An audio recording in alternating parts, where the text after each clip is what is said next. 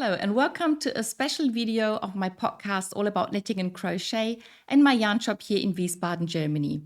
I'm Kiko and today I want to talk about all the Sockmadness patterns of this year's Sockmadness. So that's Sockmadness 19 in the year 2025. And a quick word, just in case you don't know what the Sockmadness is, that's a sock speed knitting competition that takes place every year starting in February. The first 2 weeks in February, you can sign up. Then everybody who signed up is sent the qualification pattern. And if you finish the pair of socks as written within 2 weeks and you load your pictures up on Ravelry and you send the email with the link to your Ravelry page and you are accepted, then you are put in one of 26 teams, one team for every letter in the alphabet.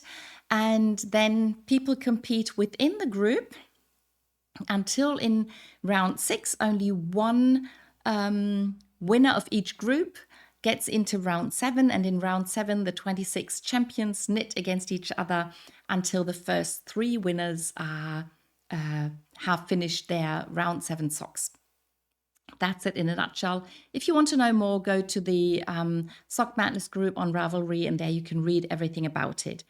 And to be honest, it usually starts with a warm-up pattern that's available for everybody who wants to knit a pair of socks to warm up for the Sockmadness. And this year that was the Gansey Adventure pattern. Gansey? I'm not quite sure how to pronounce that. By Saliva Design. And that pattern is still free. So it's a free pattern on Ravelry. You can go and check it out. I'm not going to link all the patterns I mention. I would just link the socks that I knit, because if you search for Sockmadness 19, you can find all the patterns very easily. So the warm-up pattern this year, I did not knit. I didn't have time. I didn't think about it, whatever. So you can use that pattern to warm up. And then I signed up within the first 2 weeks of February. And then I got the qualifier pattern. And this year that was the Conjoined Sock Twins by Catherine Richmond. And that's also a free pattern. And traditionally, I knit the qualification pattern with a yarn that contains the color green. So I can donate the socks to the to people who help women with cancer. They started this, can't think of the word, but they asked for socks to be sent in that can be completely green or partly green, but it's the green socks that they give to women who have ovarian cancer originally, but now I think they also help women with other types of female cancer. And they try to help them with information and with whatever they can do, and also with a pair of warm socks so that they can have warm feet, even though they may be going through chemotherapy or just being ill or whatever. So the Conjoined Sock Twins pattern by Catherine Richmond was a very interesting pattern, because the first sock that you knit, and I don't know which one was the first one, the first sock is started toe up. And then you knit a fairly simple foot. You do the increases and the heel flap. And then you have this very nice cable pattern. That's the word. And then you don't have the pink yarn yet, but you do, I think, 3 special rounds to join to start the second sock. And then the second sock is knit top down. And even though you change the direction, the cable pattern still looks the same. Instead of increases, you do decreases, and then you decrease. And we had to take a picture before we finished the second sock so that we could put sock blockers into the connected socks. And then once you finish the second sock, you cut your 2 socks apart. And you catch the stitches, and then you had to cast off the stitches with the contrasting color. So that was a lot of fun. I really, really loved this sock scarf that we had before we cut them apart. And I have a picture on Ravelry where I have the socks hanging around my neck because it's so fun. And interestingly enough, I saw another pair of socks, I think on nitty.com. Somebody else had the same idea and they knit the socks in one go. But they did something before they cut them apart, so you didn't have to cast the stitches off. You didn't have to catch stitches or cast them off. I haven't checked out how that works, but I'm sure I will someday. The fun thing is you never get second sock syndrome because you're still knitting, and even though the socks look alike, you have different things to do for the increases and decreases and stuff. So I really enjoyed knitting those a lot. I used a yarn with lots of green in them, and I just love the pink accent, the neon pink accent. And I'm now going to donate these socks, and I hope that some woman will be really happy. Even though she's ill, but to get a bit of hope and information and help and warm socks. So that was the qualification pattern. And then once I qualified, I was part of team, what was I? I think team Q this year. The last couple of years I was team W, but I think this year it was team Q. And then once everybody is put in teams, oh, and by the way, if you knit at least one sock or two half socks, with this year you couldn't do two half socks, you had to do more than one sock, and you have done that correctly, you can be a cheerleader.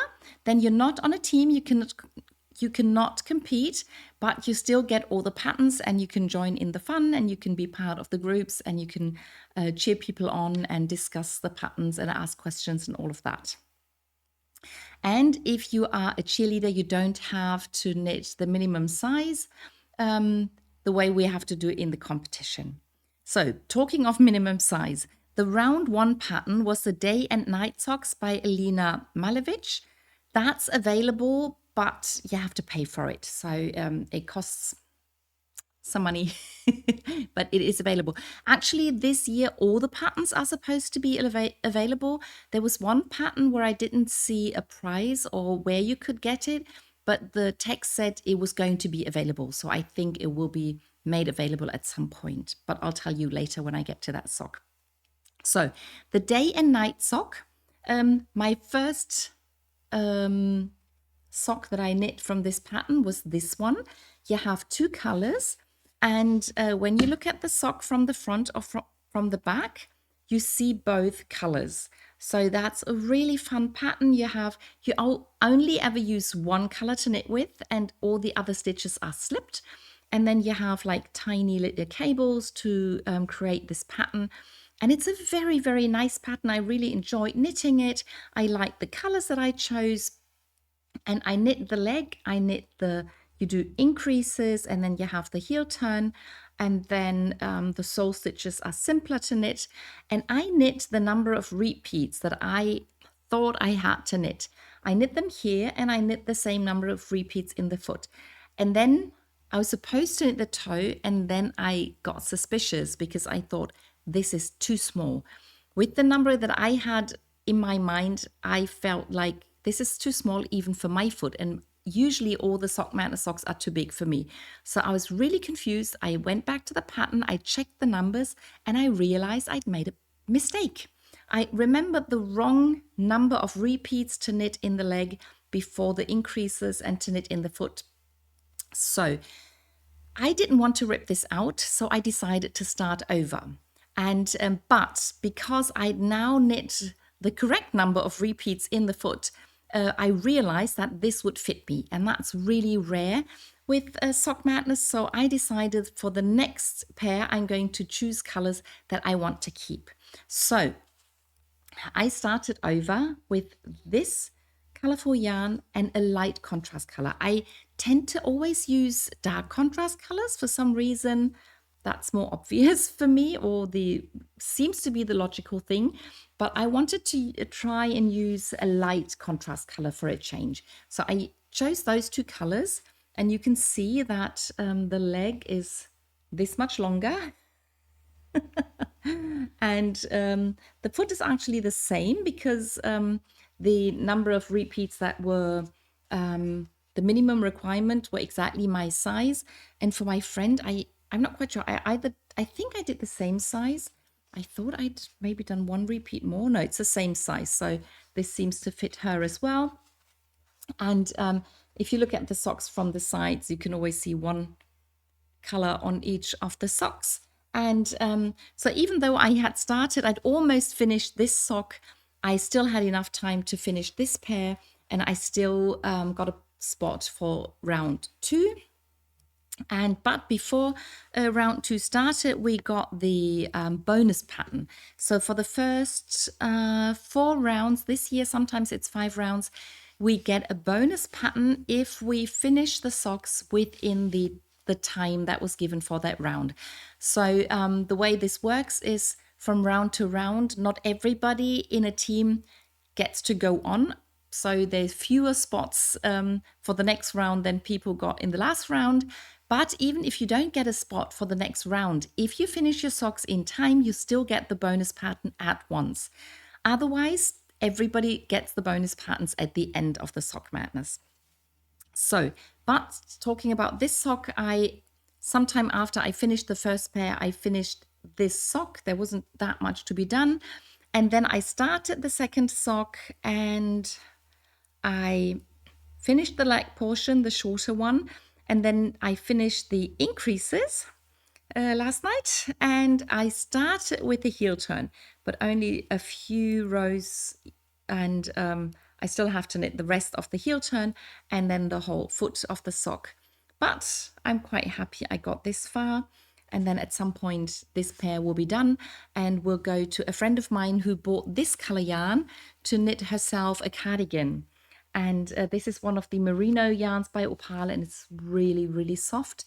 And so once she finishes her cardigan, she has the fitting pair of socks to go with the cardigan. So that was round 1. Then the bonus pattern for round 1 are the How Are You socks by Carolyn Lisle, I don't know how to pronounce that, but that's an ingenious pair of socks that are double knit. So you use the double knitting technique. So basically you knit 2 socks at the same time, and the way she made them, she had a light color and a dark color, and she knit a pattern into the socks with a smiley and the question, how are you? No, how I feel. I think that the words are how I feel. And then the light side has a smiley, and then the other side has a sad looking icon. And also the words, today I feel, I think are the words. And the interesting thing is that usually with double knitting, if you put a pattern in, the other side will have the reverse of the front side. So usually if you do letters, you won't have them in a way that you can read. And but she wrote the pattern so that you do not have the same pattern on either side. So the words look the same, but you can read them on both sides. It's really difficult to explain. Have a look at them. How are your socks? I really, really want to knit this pattern.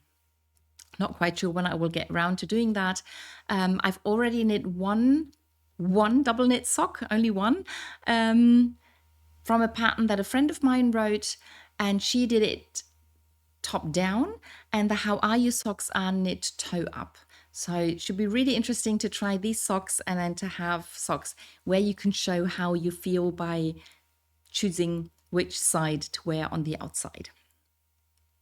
Then round 2 started, and the pattern for round 2 were the Chattahoochee socks by Shui Wu, and I actually knit those socks on holiday.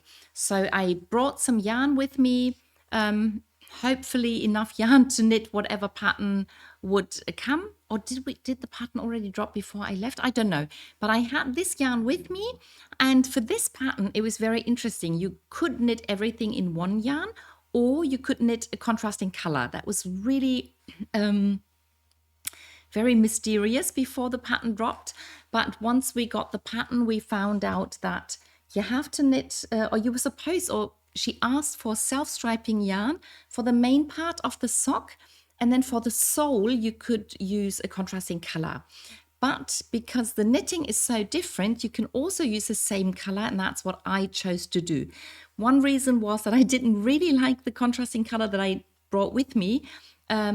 And also I wanted to see what the yarn looks like knit up. And this, as you can see, is a really, really special sock. So that's what Sockmadness is known for, to have socks where you look at it and you don't know how they were knit. So with these socks, you cast on stitches somewhere and then you do increases and decreases and you knit to and fro. Yep. And you do that until a certain point, and then somewhere I don't remember whether we knit the stitches together with the cast on or we sewed them together. And then you continue knitting the top of the foot, and then you pick up stitches, you do the heel flap and the heel turn, you pick up stitches, and then you pick up stitches all around this top part, and then you knit the sole like this, and you attach the stitches every row. It was quite a bit of work, but it was doable. And then the toe was the easiest part. That's a fairly normal toe, but that's absolutely the only thing that's normal about these socks. And she asked for self-striping yarn so that these, so that the pattern would be visible, or the way you knit is accentuated by the stripes in the yarn. So they were a lot of fun, and fortunately I had several bus and car trips during my holidays, so I had enough time to knit on these, and I managed to get a spot in round 3. The bonus pattern for round 2 were the IC Red pattern by Anna Mekile. By the way, these are available and they cost some money. Also the IC Red pattern, that's a like a fair out pattern, color work pattern, and she used, I think, a red and a pink that did not have a lot of contrast. So that makes the pattern really interesting because you can't really see it very clearly. So some people who knit the pattern used a stronger contrast and the pattern is more visible. But I really like the idea of using two colors that don't have a strong contrast. So I'm thinking of using a single color yarn and a multicolor yarn that maybe contains the contrast color, so that in some spots it'd be hard to see and in other spots it'd be easier to see. And I couldn't decide on colors yet, but I would really like to knit this pattern someday. Then round 3 were the Itamaraty socks by Anna Zuravleva, and these are the first socks, and they are the only socks where I did not use opal sock yarn. So usually I pick some yarn out of my shop and I use opal sock yarn, but when this pattern dropped I was at home, so I looked through my stash at home and I found this sock yarn by Drops, and the color was really nice. And even though I knew I was probably not going to knit them for myself, because usually the minimum size is too big for me, but I know that one of my cousin's daughters likes the same colors I like, so, and she's taller than me, so her feet are bigger, and I think they're going to fit her. And so I decided if they end up being her size, then she will get them. And because it has this very intricate lace pattern and twisted stitch pattern and sort of cable pattern. So I don't think it was a cable pattern, but it sort of looks like one. But I really like the pattern, so I didn't want a yarn that was too busy, and I think this yarn really worked very well. And I put them on the straight blockers so the pattern would be really easy to see, and because I don't have enough of the other sock blockers. So the back of the leg is a lot easier. The heel flap is quite interesting because it seems to continue those stripes, and then the gusset decreases are very interesting because you have both increases and decreases, and you get this really interesting pattern on the sole of the sock. And yeah, really enjoyed knitting this pattern a lot. I was quick enough and I got a spot in round, where are we now? Round 4. But before that, the bonus pattern for round 3 were the sock shoes by Imawali. And that's another free pattern. And that's a 2-color sock where you knit both colors throughout the sock, but you change the main color and the contrast color at some point, and then you get this visual effect as if you were wearing let's say a lighter color sock within a darker color shoe, but it's all one sock. If you are intrigued now, go and find the pattern. It's so interesting. Sock shoes by Imawali. I would love to knit them someday. Okay, then I had a spot in round 4, and that pattern were the Brintage socks by Rini Strauss. And this is what they look like. And I chose this color because 5 years ago, when I took part in the Sockmadness for the first time, was it 5 years ago or 6 years ago? I don't remember. Anyway, one of the round 1 socks that I knit then were too big for me, so I gave them to a friend. And then some time ago, she told me that she had walked several holes into those socks. And so I thought she needs a new pair of socks, and this color was the closest to the color that I used back then, so I hoped she would like them. And you needed a contrast color to knit this interesting brioche pattern with so it's brioche with pattern, that's what I'm trying to say. So you knit brioche and you do increases and decreases. So this side is basically the brioche pattern with the other color sort of on top. And then on this side, you have the contrast color on top, and you increase and decrease, and you get those little round thingies. And I think that's really fun.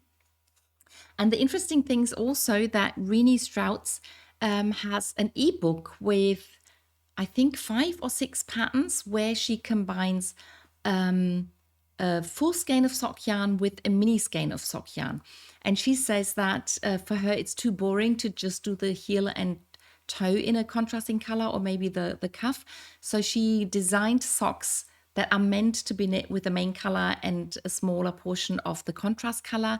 And she already designed, so one of the patterns in that ebook is also a Sockmadness pattern. And that's how I learned about the ebook, and I bought the ebook, and she's now put this pattern into the ebook as well. So if you buy the ebook, you get this pattern. Otherwise, you can buy this as a standalone pattern, I think. But so I sort of have the pattern twice now. I got it as part of the Sockmadness, and I also got it as part of the ebook because I had previously bought the ebook. So that was really fun and interesting. And I really enjoyed knitting this, and because I enjoy knitting brioche and it doesn't slow me down too much, I managed to get a spot in round 5. The bonus pattern for round 4 are the Mohawk style sock by Viola Bauer, and they are meant to use up scraps and leftover bits and pieces of yarn or mini skeins or whatever you have. They are very fun and very interesting, have a very interesting look. Not quite sure I want to knit them, but they are a lot of fun and they are free, so go and check them out. Then round 5 came around, and that's a pattern Evenstar sock by Knit Joyce. And I tend to knit a lot of socks with self-striping yarn, colorful yarn, mostly by Opal. But when I saw the pattern for the Evenstar socks, I decided I have to use a single color yarn, and I really wanted to go for a light gray. So I decided to use this light gray color, and this is one side of the sock. It has these nice, rather unusual cable pattern, but this is the main pattern of the sock, and this is supposed to look like the Evenstar necklace that Arwen wears in the movies. And in the original pattern, you are supposed to embroider something in here. And I would have done that if I'd had a chance to get a spot for round 6. But I was still knitting on the socks when all the spots in my team were gone. So I knew I didn't have to knit them to minimum requirement. And I didn't have to do everything as it's written there. because I wasn't in the competition anymore. So I was a cheerleader, and as a cheerleader, you can make changes. And there was no bonus pattern anyway, so I didn't even have to hurry up. So I sort of took my time finishing the socks, and I knit them to my sister's size. And because they are for her, they also have the anatomical toe. So hardly any decreases here, lots of decreases here. And the decreases are always on the side where the beautiful pattern is. So they are to the outside of the socks, and the inside has this simpler but still very nice cable pattern. And when I finished the socks, I remembered I had these sort of glitter stones lying around, and you could glue them on, but they also have tiny holes so that you can sew them on. So I actually sewed them on. Can you see that they're not glued there? So I sewed them on with thread, and I asked my sister if she wanted to have them, and she was absolutely begeistert. She was thrilled. She really loved it. And so as soon as I finished this video, she can finally get them. So these were the Evenstar sock. I was out of the competition. There was no bonus pattern anymore. But round 7, the pattern's called Nouveau Deco socks by Cynthia Hüttner. And when I saw the pattern, I knew I wanted to knit them. I was trying to knit all the socks anyway this year, but it was easier because this pattern is again a very beautiful pattern. And so these are knit toe up with a fairly simple pattern, fairly simple looking pattern for most of the sock. But the interesting part for these socks is that whenever you see like 3 knit stitches next to each other, the first stitch is always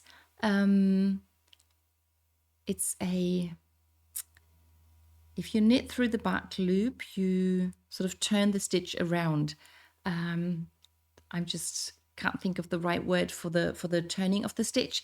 But what you do with this sock, the first stitch of the 3 knit stitches, you turn the other way. So you slip it, you put it back, and then you knit it. Then the middle stitch is a normal knit stitch, and then the 3rd stitch is knit through the back loop. Twist it. It's twisted stitches, but the first one is twisted the other way you usually twist, and the 3rd one is twisted the normal way. So the 3 knit stitches are knit in 3 different ways. And then you sometimes have these like mini cables that are knit in a very special way. Sometimes you have some purl bumps in between. Excuse me. So that's what's happening on the foot of the sock. And then you do the increases, the heel turn, the heel flap. And then when you get to the leg of the sock, that's where it gets really interesting. Then you get this sort of fan pattern. And then the next time you knit the pattern, you have to move it to the side a little bit. And the minimum requirement would have been to do a 1/3 of the fans and then do the cuff pattern. So I decided to only do 2. I thought it was long enough. And then I did this, also, they look like fans, but they're a bit different than this one, or shells or whatever. And in the cuff, there are 3 of them. But then there's also a bit that's fairly simple. And again, you have some purl stitches and yeah. And then as usual with the Sockmadness, you have a right sock. This is the right sock where the fans sort of go to the right, and then the other sock, the fans move to the left, and then you have 2 different socks, and then I think it's to the back of the sock where you have this simple stitches. And it's another pattern where you have to look at the pattern all the time, and there's lots to think about, and I am not sure that everything in these socks is correct. So one of the mistakes that I made with the second sock, where I misread the pattern and I started the first foot chart on the wrong row. So instead of having 3 purl bumps, as is usual in this sock, there are 5 here because there's only 1 here.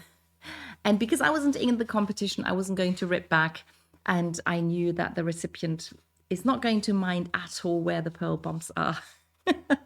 So there could be lots of other mistakes in this sock. Sometimes I got really confused in which direction to twist the stitches, but I didn't care. I like the socks. I hope the person who gets them will like them, and that's what matters. So that's the round 6 socks, and then round 7 are the Tangled Bliss socks by Annette Schleicher. Oh, by the way, this is the pattern that says it's going to be available after the Sock Madness ends, but I couldn't see a way to buy them yet. So I think they will probably cost some money. If you want to buy them, write to the designer, to Cynthia Hüttner. Maybe she's just forgotten to make it available, but that's what it says on the project on the pattern page. And the round 7 socks are by Annette Schleicher, also known as the Nerd Knits. And the pattern is called Tangled Bliss, and that's another free pattern. And that is supposed to be knit with 3 colors. But I tried that for a few rounds and then I gave up. I decided to change them into 2 color socks. I also drastically reduced the number of stitches that I used. So instead of starting with 60 stitches and doing the brioche cuff with 60 stitches, I only used 48 stitches because I know for me that's enough for a brioche sock. And then I increased to 60 stitches for the pattern, and that's why I only have 4 motifs going around my sock instead of 5. And I only knit 2 or 1 full repeat of the chart and then started the heel. And instead of doing increases for a strong heel, I knit a short row heel, and I just decided to do color A, color B, simple pattern for the heel, and that's what I will do for the sole of the sock as well. And on top of the foot, I will continue knitting the pattern, and I'm still not quite sure how to do the toe. I was playing with the idea of doing a brioche toe, but that might not be too practical, and it's probably will look better if I just do the toe in the same pattern as the heel. That will probably make more sense. Yeah, the pattern is really nice. It's a lot nicer if you use 3 colors, but I just couldn't do it. So if you have more patience or more experience in knitting with more colors. Oh, by the way, this pattern also uses the leatherback jacquard method. Especially with 3 colors, you get really long floats. With the 2 colors, there's only a few spots where there are really long floats, but I wanted to sort of honor the pattern and at least do that, even if I have changed so many other things. So these are the leatherback jacquard stitches that catch the floats and that make the sock even warmer, because there's like a second layer of knitting inside the sock, and I'm really looking forward to having colorful and really warm socks. And I'm going to knit them in my size, no bigger than that.